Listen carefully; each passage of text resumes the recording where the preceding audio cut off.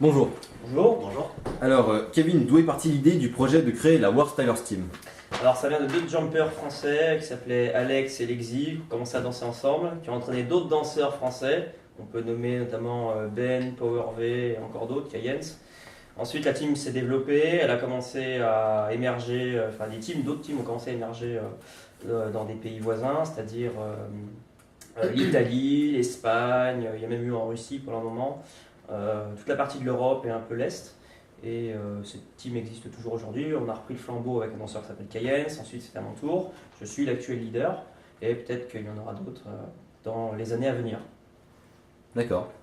Alors, vous deux, pensez-vous que le jump style est populaire en France et en Europe? Alors, il a été populaire en France. Il y a eu énormément de danseurs avant. Maintenant, il y a beaucoup de personnes qui ont arrêté. Donc, c'est plus du tout la même histoire. C'est plus pareil. C'est plus difficile d'organiser des rassemblements. Après, il y a beaucoup de personnes qui sont fidèles à cette danse, donc qui arrivent encore à danser, à la faire vivre. Après, en Europe, c'est beaucoup plus populaire dans certains pays, notamment en Pologne et en Russie, où il y a beaucoup de rassemblements et même de concours en live, où il y a des récompenses à la clé. Mais après, dans beaucoup de pays, c'est un peu comme en France, et ils sont éparpillés un peu dans les villes, c'est difficile de se rencontrer et de pouvoir faire des rassemblements comme c'était possible avant. Ça a un coût financier important, des déplacements. C'est ce qui fait que principalement le jump évolue, les communautés évoluent ou pas. C'est la capacité de se rassembler à un endroit, de créer des projets, etc. C'est assez difficile parfois. Nous en France, c'est vrai qu'on est plus actifs maintenant. Après, qui dit que d'ici 1 ou 2 ans, ça reparte? Puis vu que la moyenne d'âge, c'est des personnes assez jeunes, donc c'est pas évident d'avoir un budget à mettre dans le train, dans l'hébergement, dans la nourriture pour pouvoir faire un séjour de quelques jours. Juste pour un événement qui durera qu'une seule après-midi en fait. D'accord. Donc, comment vous vous fait connaître dans le monde du job style? Moi, c'est assez simple. J'ai commencé à faire des vidéos sur Facebook. Ensuite, je les ai uploadées sur YouTube. C'est comme ça que commencent la plupart des danseurs. De toute manière, on regarde des danseurs faire. Après, vu qu'ils uploadent sur YouTube ou sur Dailymotion au début, on met nos vidéos aussi en ligne. Et après, progressivement, des gens viennent regarder, ça partage sur Facebook, sur les réseaux sociaux qui ont commencé à bien se développer. Donc 2008-2009, c'était en pleine expansion. Et après, il y a des danseurs qui adorent. S'il y a des danseurs qui adorent vraiment notre danse, ils nous suivent, ils en parlent à des gens, c'est du bouche à oreille un peu. Et ce qui fait que c'est comme ça que personnellement je me suis fait connaître. Après, je sais pas pour. Moi, j'ai commencé, je parlais qu'à des étrangers. Et il y a des Français qui ont commencé à me connaître, donc j'ai fait des conversations Skype avec eux, j'ai noué des liens avec eux. Et au fur et à mesure, j'ai participé à un tournoi internet qui s'appelait la French League. Donc grâce à ça, j'ai connu de plus en plus de monde, tout le monde s'est fait un petit peu connaître, même parmi les nouveaux. Donc c'était un peu plus facile de se faire connaître dans son pays à cette époque-là qu'avant. Et de fil en aiguille, je me suis amélioré, je dansais vraiment... Je vivais que pour la danse pendant 1 année. Donc c'est comme ça que je me suis amélioré, j'ai commencé à parler à beaucoup d'étrangers, et puis c'est comme ça qu'en fait c'est venu. Et au fur et à mesure, ce que je faisais, ça plaisait à beaucoup d'étrangers et à beaucoup de Français, donc c'est comme ça que j'ai commencé à être reconnu. Et puis après ça a diminué un petit peu. J'ai arrêté.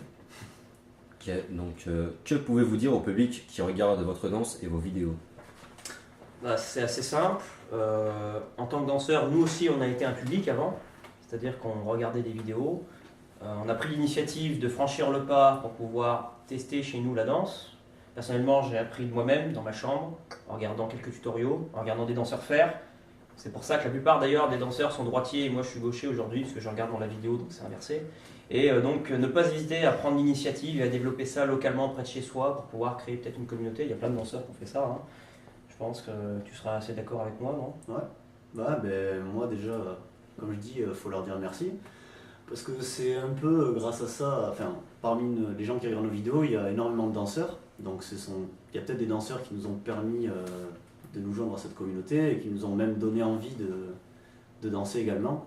Donc on leur dit merci et c'est grâce à eux d'ailleurs qu'on en est là, quoi. Parce qu'ils nous ont poussés, ils nous ont dit de ne pas arrêter, parce qu'on a toujours des hauts et des bas dans ces situations. Donc ils nous ont aidés à remonter la pente et puis à nous pousser à toujours aller plus loin. Et puis aujourd'hui on en est là où on en est, quoi. Et d'ailleurs, nous, après, par la suite, à notre tour, on aide des danseurs qui eux-mêmes aimeront des danseurs. C'est vraiment... On joue le rôle du professeur. Chacun notre tour. Voilà. Ok. Trouvez-vous que c'est une danse difficile à apprendre et en combien de temps peut-on avoir un bon niveau? Je peux te laisser répondre, oui. Ouais.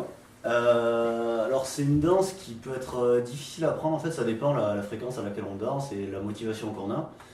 Je pense que c'est pas si difficile que ça à apprendre, on peut avoir un très bon niveau en un an et demi.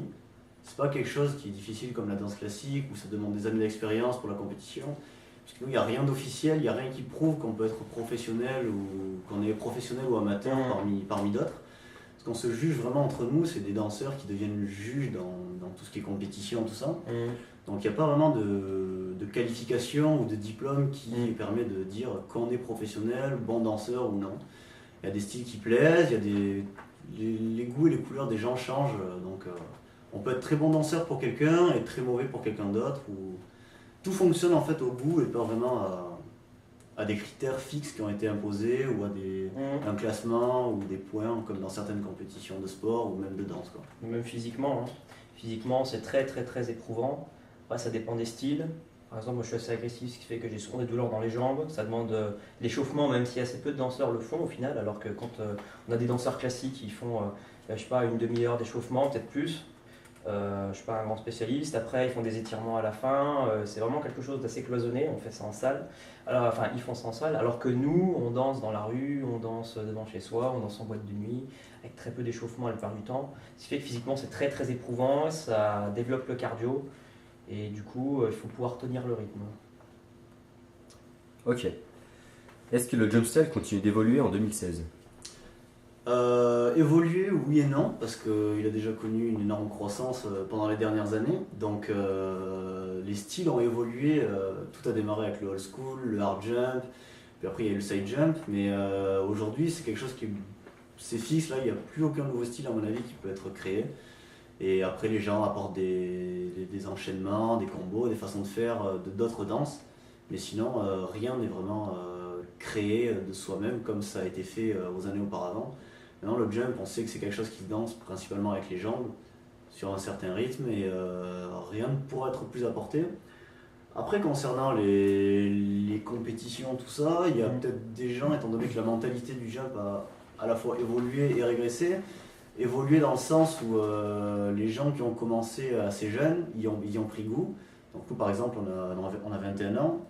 Quand nous, on avait commencé, il n'y avait personne qui avait 21 ans et qui continuait à danser. Les plus âgés avaient 18, 19 ans, donc la moyenne d'âge était beaucoup plus jeune. Là aujourd'hui, la majorité est majeure quasiment, 18, 19 ans je pense. Donc les gens font plus d'efforts pour se déplacer, pour participer à des événements, des meetings, changer de pays carrément, voyager et rencontrer justement d'autres personnes dans les pays étrangers, comme beaucoup font en fait. Je suis relativement d'accord. Moi j'ai un avis un tout petit peu plus nuancé. Je pense qu'il y a des danseurs qui arrivent à se démarquer aujourd'hui. On voit des nouveaux styles apparaître. Après, dire clairement que c'est tout un style en entier construit de A à Z, non. Je dirais qu'ils se sont inspirés de danseurs des années 2008-2009 qui ont construit leur style, donc des styles polonais, des styles russes, etc. Ils ont repris une base et ensuite ils ont développé la leur par-dessus. Bon, c'est très commun, hein, même moi je l'ai fait. Je veux dire, regardez les danseurs, Lexi, Alex, Kamilkaz, Daniel, puis il y a encore beaucoup d'autres. Et après, on construit ses propres mouvements dessus. Je pense que la danse continuera d'évoluer. C'est vrai qu'elle a connu un grand pic. Là, elle ralentit un peu. Après, je sais pas. On a eu au début du old school, après on a eu du hard jump, après on a eu du home style. Peut-être qu'on aura un autre style qui apparaîtra bientôt, dans les années à venir. À voir. Ouais, à voir, ouais. Ok, donc merci à vous pour ces réponses, les gars. De rien. Bonne journée à vous.